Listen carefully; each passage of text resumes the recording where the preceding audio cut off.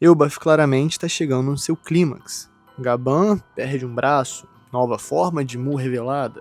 Luffy parece realmente ter despertado poderes de cura. Loki e Hairudin trabalham juntos pela primeira vez, o que nos gera a dúvida.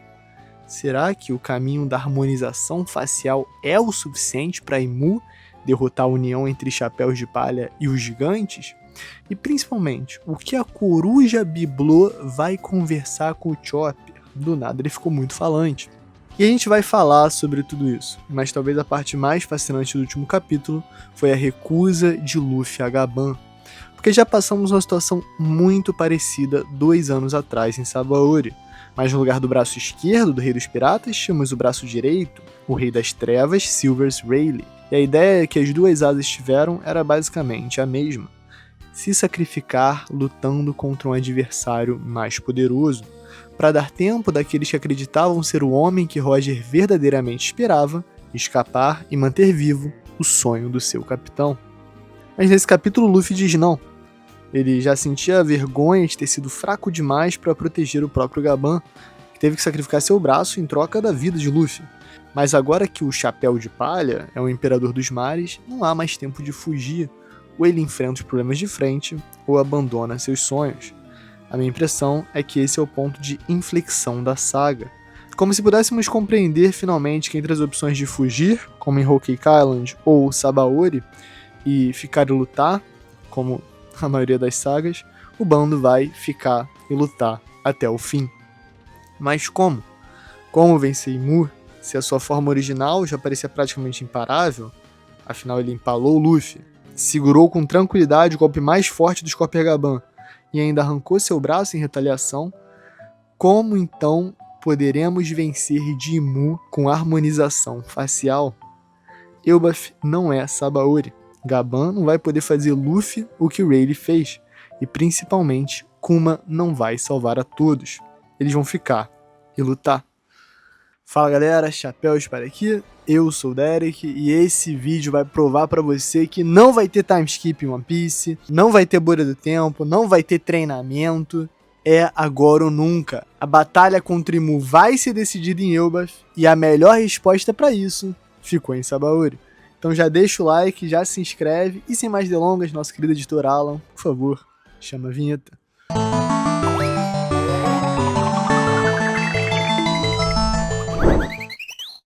Scorpion Gaban. Ele é meu personagem favorito do momento, e de longe. De toda a saga de Elbaf, quando ele apareceu com o chapéu na cabeça, se auto-intitulando o Ministro do Amor, eu não imaginava que verdadeiramente ele faria com que eu me apaixonasse por ele. Eu te entendo, Ripley.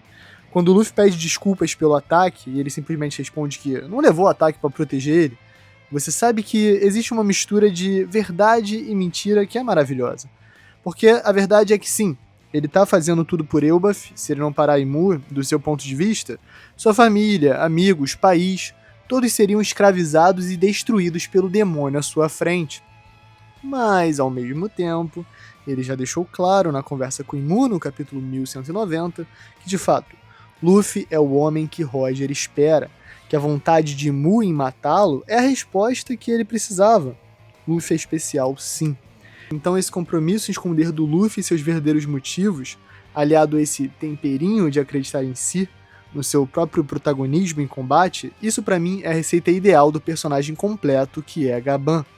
Cada frase, cada diálogo estão carregadas de personalidade e propósito, nada é desperdiçado. E ele ainda responde em tom desafiador: não tem jeito que eu vou deixar terminar isso assim.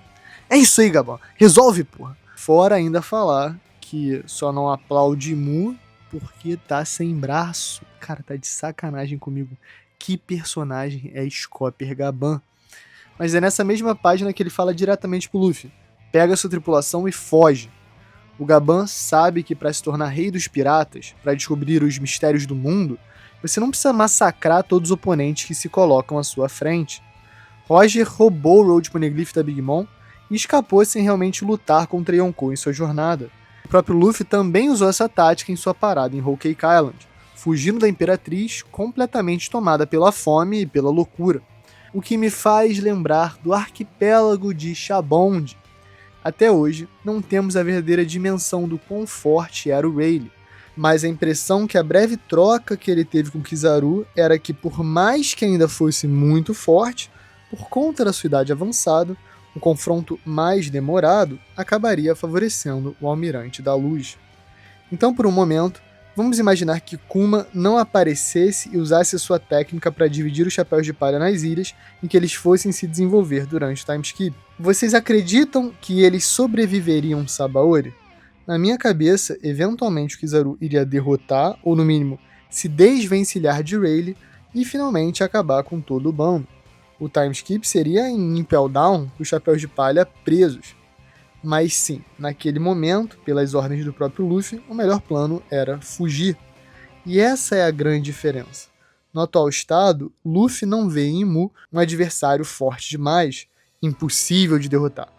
Na verdade, no Gear 5, ele continua com aquele que é o maior mote dos seus poderes. Existe uma frase famosa que diz: "Não sabia que era impossível, foi lá e fez." E eu acredito que é exatamente esse efeito que o Luffy opera com seus poderes. Ele não sabe que é impossível curar ferimentos brutais no seu torso simplesmente por ter comido muito alguns capítulos atrás, mas na sua cabeça ele acredita que vai se curar graças a isso. E, por efeito do poder da fruta, isso simplesmente acontece. Como ele e Gaban discutiram brevemente, nenhum dos dois deveria estar em pé, mas definitivamente o Luffy não deveria estar em pé, que dirá usando um ataque poderosíssimo contra Imu. Mas ali está ele. Vale também comentar rapidamente sobre o espírito de luta do Gaban. Não sei se vocês tiveram essa visão, mas para quem leu Hunter x Hunter, acredito que isso vai se encaixar. E spoiler pra quem não leu, hein, Alanzito? Coloque aí um minuto do vídeo pra galera pular se não quiser spoiler da Saga das Formigas Quimera. Gaban versus Imu me lembra muito Netero versus Meruem. Um mestre das artes marciais, muito poderoso, mas além do seu prime, contra uma criatura praticamente alienígena, que mais lembra um deus do que algo vivo. Depois de perder o braço, Meruem acredita que simplesmente venceu o combate, afinal a técnica de Netero dependia de uma espécie de movimento de reza com as duas mãos. Mas é aí que o presidente da Associação Hunter revela que juntar as mãos em oração e gratidão é um gesto que vem do coração e não físico. Esse é um dos meus momentos favoritos de todo o mangá. Não é à toa que fizemos arte do Gaban para uma thumbnail baseada no Netero. Esse capítulo tem como espinha dorsal Gaban e Hairudin questionando se Luffy realmente consegue voltar a lutar e fazer a diferença, ou se ele simplesmente tem um sonho, tem força de vontade, tem imaginação. Mas o que eles não entendem é que esse é exatamente o caminho para que o Luffy volte factualmente para o combate. No momento que ele deixar de acreditar que é capaz de derrotar Imu, proteger as pessoas de Elbaf, se tornar rei dos piratas, aí é o momento que ele realmente perdeu. O Gaban não entender a relação do Luffy estar aberto do peito até a barriga e achar que seus ferimentos vão se curar porque comeu muito é perfeito. É a maneira do leitor se colocar no lugar do ancião e perceber que a lógica de sempre não funciona mais com o nosso capitão. Mas isso também vale para Imu. Mesmo mostrando fraqueza ao chegar em Elbaf, o que gerou a esperança de que ele só seria capaz de sustentar um combate curto, a realidade é que Imu é muito mais forte do que imaginávamos, já revelando uma segunda forma que parece ser mais robusta, mais poderosa e mais cruel. Eu amei o design, me lembra um pouco o Hellboy, um pouco o Super Saiyajin 3. Inclusive, me dá a impressão de que o Oda tá se divertindo muito com esse super vilão aristocrático que usa várias formas para lutar. Realmente, com Toriyama no céu, o Oda parece fazer mais uma linda homenagem na Terra. A construção entre Loki e Hairudin foi muito bem feita. O Loki parecia um verdadeiro vilão quando o arco começou, e muitos especularam que ele de fato seria o adversário do Luffy na saga. O primeiro sinal de que ele não era um gigante ruim foi quando mostrou ter feito amizade com os animais do submundo, mas o Oda esticou essa corda ainda mais com o Loki insultando o Shanks, para o ódio e revolta do Luffy. E falando dos animais, o Oda continua usando esses designs do Strong Road, né? Só que eu tava refletindo, já se passaram 17 anos da estreia do filme, que é de 2009. Então essa altura realmente não é reutilizar os designs por desleixo, já é uma referência nostálgica do passado. O próprio Hairudin, que participou como coadjuvante no arco de Dressrosa e agora retorna em Elbaf, sempre mostrou uma consistência em suas atitudes honradas como representante do povo gigante. Além de tudo, ele sempre mostrou muita força. O golpe final que ele dá na luta contra o Mac Vice já era uma maneira do Oda nos preparar para um momento como o do capítulo 1191. 10.000 toneladas não é pouca coisa. E do flashback do Loki pra cá, a gente já sabia que o laço dos irmãos se fortaleceu como nunca. Além da honra gigante, da afinidade com armas, da vontade de lutar e ser um guerreiro, o amor que os dois sentiam por Harold e Ida realmente os aproximou de uma maneira que torne lindo assistir ambos arriscando sua vida pelo país, pela família e pelas memórias que tanto amam. Eu quase me emocionei com o Loki chamando o Hairudin de irmão, sendo que o capitão dos novos piratas gigantes já tinha mostrado confiança total no príncipe, dizendo que poderia até morrer, que não tem problema, porque o seu irmão mais novo comandaria o bafo com dignidade. Agora, que baita escudo esse do Hairudin, hein? Tudo bem que quebrou, mas realmente ter protegido todos do poder no Maqui foi absurdo. Agora, eu quero comentar, por último, o verdadeiro cliffhanger do capítulo que veio na metade, não no final. No que vai resultar a conversa entre Chopper e Biblo. Eu tava imaginando que tem 3 caminhos mais claros que eu imagino que ela possa ir. Primeiro, alguma espécie de mini flashback do Reino Antigo, algum ponto de vista do Biblo, ou algum compilado de informações em relação a esse passado. Segundo, seria uma explicação de como funcionam os poderes do Chopper. Talvez o Biblo tenha conhecimento dessa fruta, ou já tenha visto ela em algum momento numa possível guerra do século perdido, e vai tentar explicar para o Chopper como funciona. E terceiro, quem sabe, é uma dica a como derrotar Imu. Uma possível fraqueza dessa forma, uma possível brecha na sua armadura para poder acabar com ele. Porque quando o Biblo foi introduzido, no capítulo 1134 e 35, descobrimos que ele existe há séculos. Mas a pergunta é, há quantos séculos? São 3 séculos? 4? Ou será que são 9? Essa resposta é muito importante. Porque se o Biblo tem conhecimento sobre os acontecimentos do século perdido, essa conversa com Chopper pode ir para 1 milhão de caminhos.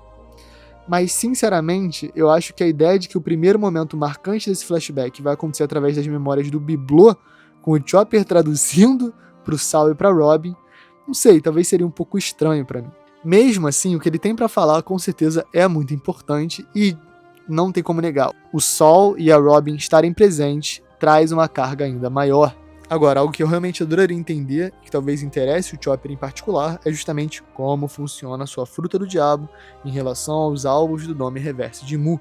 Por que ele consegue dar um tapa e expurgar os poderes do Rei do Mundo? Como isso é possível? Com certeza tem alguma coisa muito importante a ser descoberta sobre os seus poderes. E quem sabe até a resposta sobre como derrotar Imu agora em Elbaf não seria o próprio Chopper. Pro choro dos fãs do Usopp que ainda estão esperando ele fazer alguma coisa. Quem sabe a explicação da suposta fraqueza do Imu não vá bater com o segredo da fruta do humano do Chopper, que, quem sabe, realmente não é a do Deus da Floresta. Agora, alguém precisa parar com a farmação de aura do Imu. Inclusive, por mais emocionante que tenha sido o golpe combinado entre Hairudin, Loki e Luffy, a gente sabe que provavelmente não vai causar dano nenhum no cara, e o Imu no próximo capítulo vai estar de pé, farmando aura e ameaçando o futuro de Elbaf. Por último, eu quero recomendar vocês assistirem o review completo do capítulo que saiu ontem. Ficou sensacional, o Lipe, como sempre, manda muito, a edição do Alan ficou maravilhosa. E foi um capítulo cheio de ação, cheio de emoção, com esse diálogo central entre Gaban e Luffy que eu achei fascinante. O Gaban deu opção pro Luffy e o Luffy negou. Não, eu não vou fugir com o chapéu de palha e proteger meu bando acima de Elbaf. Eu vou lutar até o final, porque eu preciso derrotar Imu e preciso proteger a todos. Isso é completamente Luffy. Enquanto ele tiver essa postura e essa crença em si mesmo, ainda existe uma chance de vencer.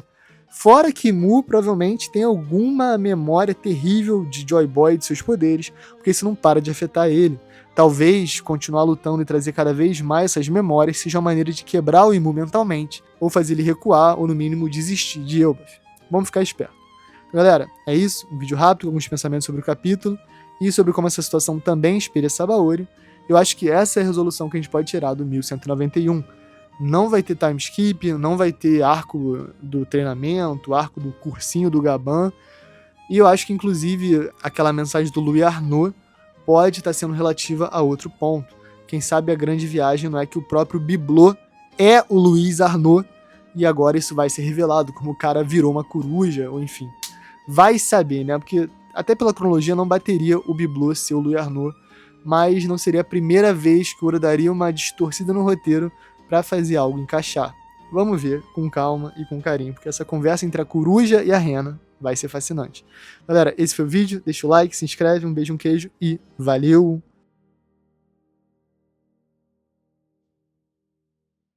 Não sei se vocês acompanham Counter-Strike, mas tá tendo Brazilian Storm, cara, insano.